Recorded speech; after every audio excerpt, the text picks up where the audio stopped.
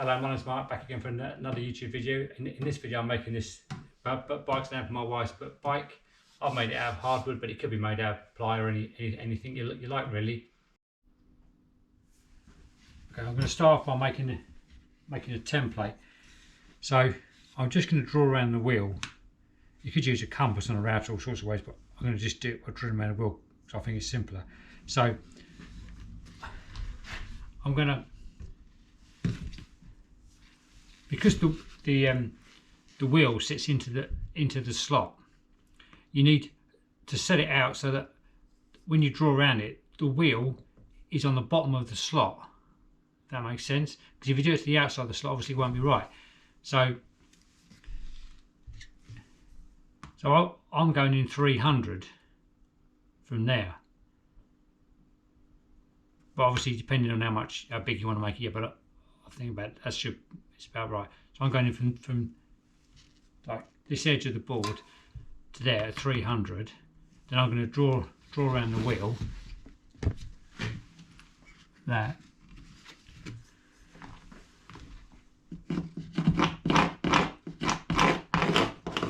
Okay, so this line here, that's the line we drew. That's the bike tyre line, as it were. So that's the inner line. So the distance between here and here is 50 mil, which is going to be the bit that actually stops the bike falling over, as it were. So the tyres are going to sit in the slot to there, and that's the outside line. There then. So this bit just holds the two sides on. It's the bit the bit where the tyre sits on. So all I've done to get these lines, I just measured off with a compass, put a couple of pins in, then just bent this batten round, so then you can draw around the outside thing to get a smooth line. So I'll do that, cut it out, and then we should have a template then of what we need ready to start making it. Okay, I've cut this template out now. I'll just go through it because I was slightly confusing myself trying to explain it.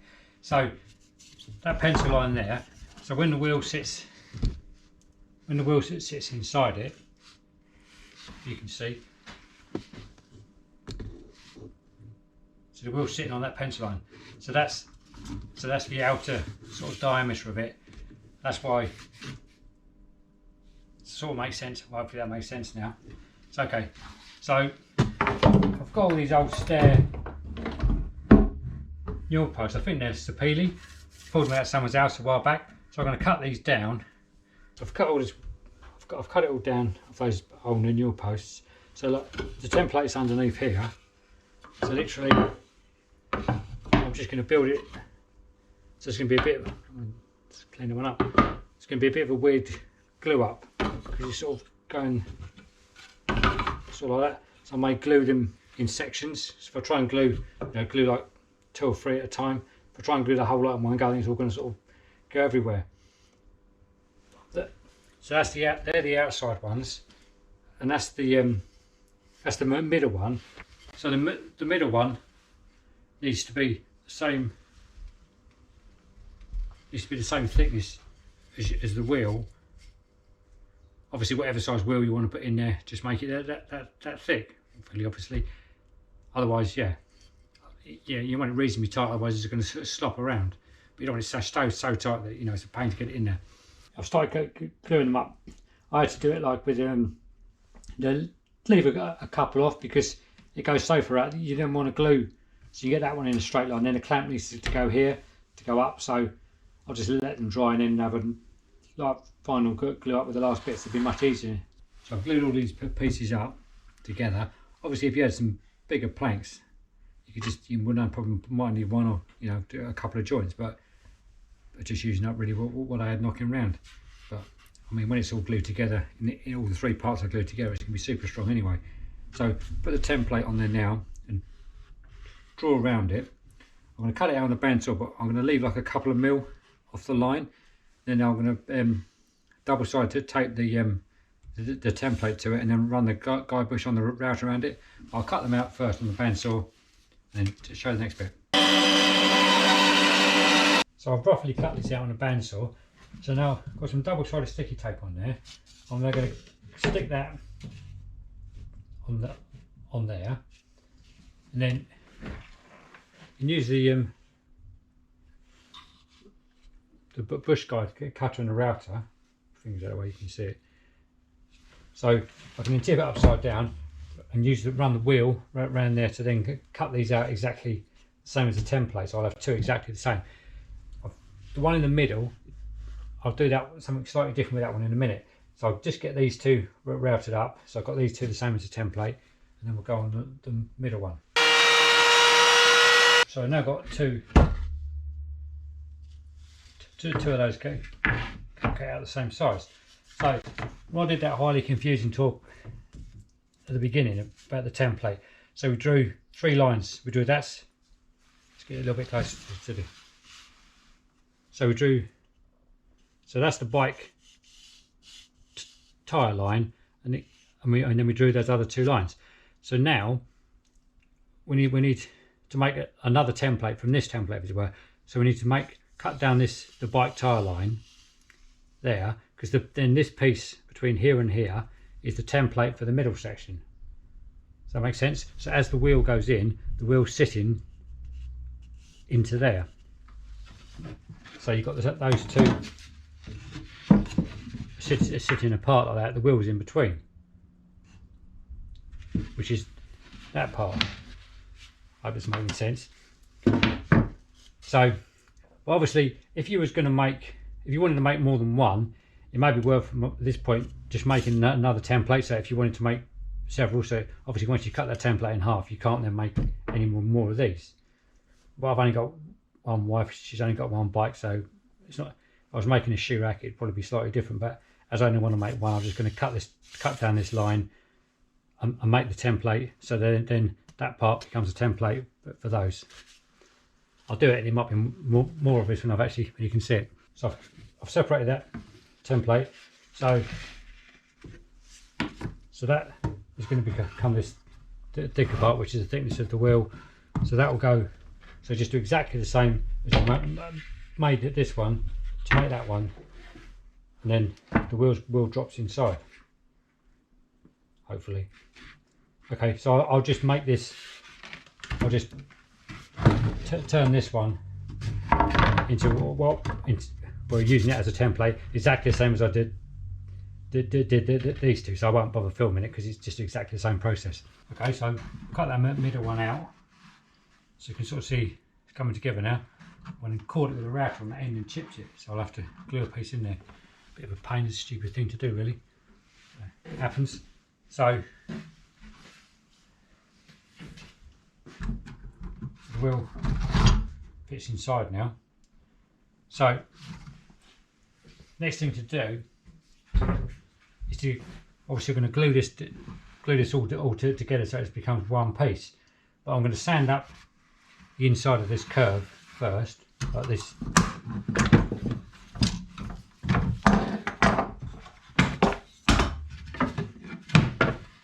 Sand up in here first, and then these two I'm going to put a round over on these edges, on these edges. Put a round over just to help drop the wheel in. I'm going to round it over on both sides, but I'll just concentrate on these inside faces because the rest of it can be sanded and worked on when it's glued. But obviously, trying to sand up inside here after it's glued out is going to be a nightmare. Much easier to do it now. So I'll put a round over on this inside edge, sand this up, and then we can glue all three pieces together. So I've cleaned up all the inside edges, put a round over on there, cleaned up the inside of there. So I'm going to glue them all together now in a stack.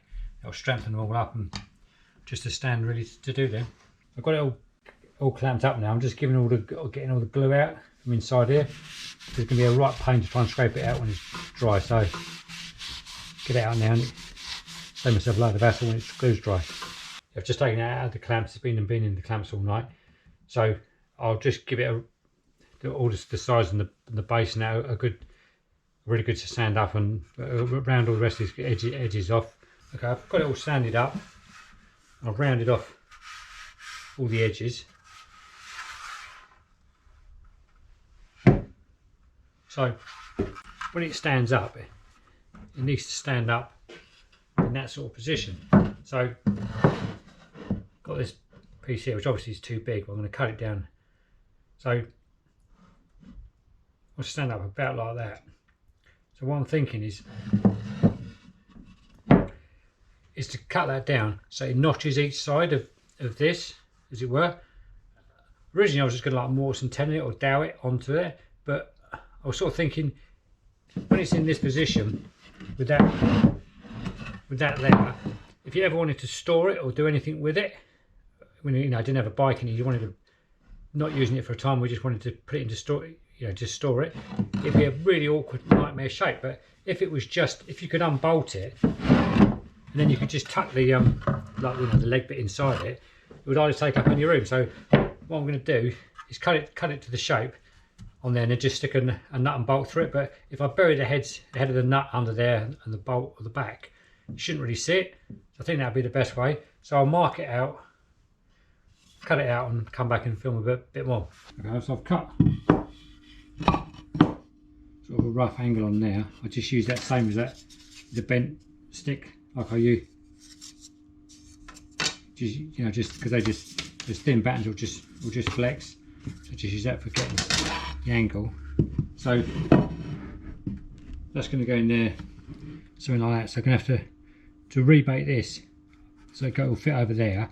But you've got to cut the rebate at an angle, and the same as that.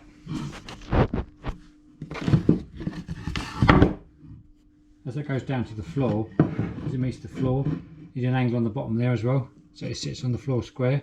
So it's sitting something like that. So I've cut that, I've got a rebate in there, a bit of an angle, just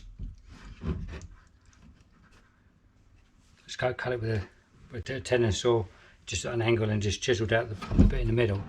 So what I want to do now, I think, is lose some of this middle section here. So I'll shape this piece up now. I've just rounded the edges.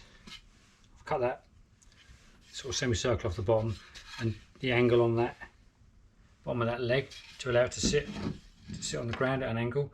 So what I'm going to do now is drill up through here to try and get a nut and bolt through it. Okay, I've got that mounted on there. So to get what I did was, it's an M6 nut, so I drilled a 10mm hole, then put the nut on the end of it, on the end there, and then tap it gently into the hole. It just 10mm is just fractionally too small. So as the nut, you won't be able to see, but as the nut goes in, I just drilled in, oversized the hole with a 10mm to about 1 inch, and then as you tap it in, the nut's then jammed up the end of the hole, so you can then unscrew it from that side. But I had to make that hole a lot bigger than I wanted to on this side. You can really see it. A lot bigger than I wanted to, because you're going in at an angle. So to get it in there square, that was the only way it would sort of work. So it stands up now. So it stands up now. Hopefully the wheel fits in.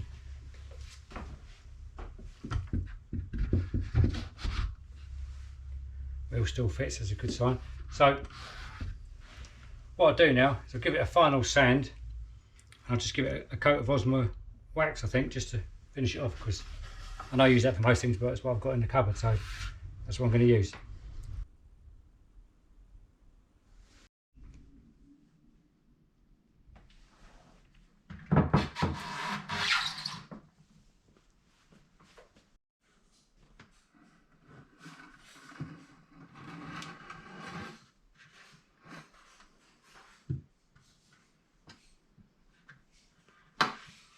So there it is, all finished. I think it looks okay for an indoor bike stand.